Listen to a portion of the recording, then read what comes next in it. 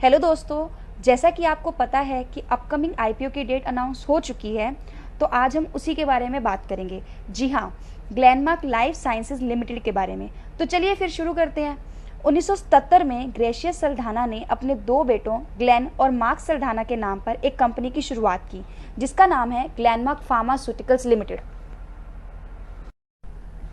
धीरे धीरे ग्लेनमार्क 2008 में इंडिया की 5th लार्जेस्ट फार्मास्यूटिकल कंपनी बन गई और इसी के साथ 2011 में कंपनी ने एक नई सब्सिडरी की शुरुआत की, जिसका नाम है ग्लेनमार्क लाइफ साइंसेज लिमिटेड। अब आप सोच रहे होंगे कि फार्मास्यूटिकल्स और लाइफ साइंसेज में क्या डिफरेंस है, तो चलिए जानते हैं। जब भी फार्मा इंडस्ट्री में कोई नई मेडिसिन आती है तो उसे ब्रांडेड ड्रग की कैटेगरी में रखते हैं। वहीं उसी ड्रग के फॉर्मुलेशन को पूरी तरह से यूज़ करके कोई और मेडिसिन बनाते हैं तो उसे हम जेनरिक मेडिसिन कहते हैं। और वहीं अगर उसी ब्रांडेड ड्रग के फॉर्मुलेशन से एक और मेडिसिन बनाएं जिसमें लिविंग ऑर्गेनिजम्स के कंपोनेंट्स इंक्लूडेड हों तो उसे हम लाइफ साइंसेस कहते हैं। दोस्तों, अब हम बात करेंगे कंपनी के प्रोडक्ट्स एंड सर्विसेज के बारे में। कंपनी एपीआईज प्रोड्यूस करती है और सीडीएमओ की तरह ऑपरेट करती है। Glenmark life science limited APIs manufacture and develop करने का काम करती है।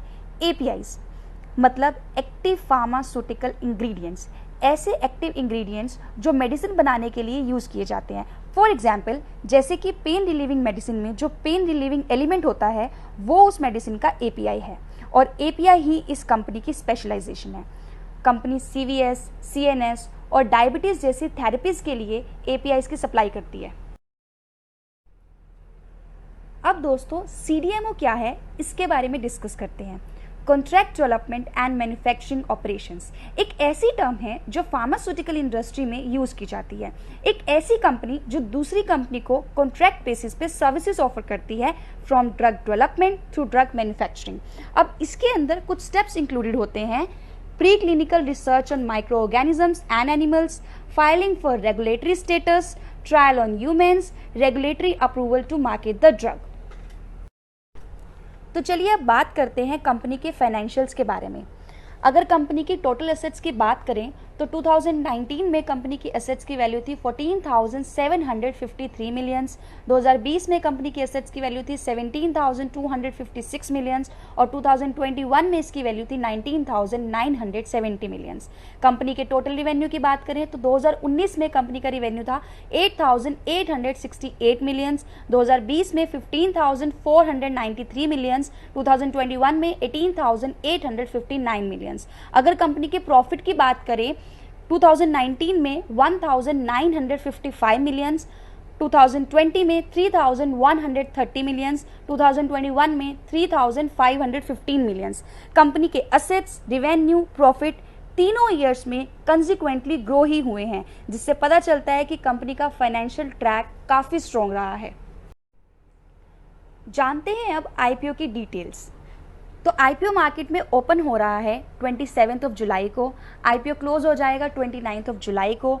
अगर बात करें आईपीओ की प्राइस की तो वो 695 टू 720 रुपीज़ के बीच में रहेगा और एक लॉट में 20 शेयर्स रहेंगे। तो चलिए जानते हैं आईपीओ में अप्लाई करना बेनिफिशियल है या नहीं। वैसे तो ये डिस्कस करना बहुत जल्दी है कि कंपनी का ग्रे मार्केट प्रीमियम क्या है, बट अगर आज के जीएमपी की बात करें तो ये 300 है। तो दोस्तों, लिस्टिंग गेन के हिसाब से तो ज़रूर अप्लाई करें। और अगर लॉन्ग टर्म होल्डिंग के लिए सोच रहे हैं तो कुछ बातों को एनालाइज करना होगा। जैसे कंपनी की मेन स्ट्रेंथ्स हैं, कंपनी एपीआई मैन्युफैक्चरिंग में मार्केट लीडर है। कंपनी ने 2021 में टोटल रिवेन्यू का 44% एक्सपोर्ट से जनरेट किया है।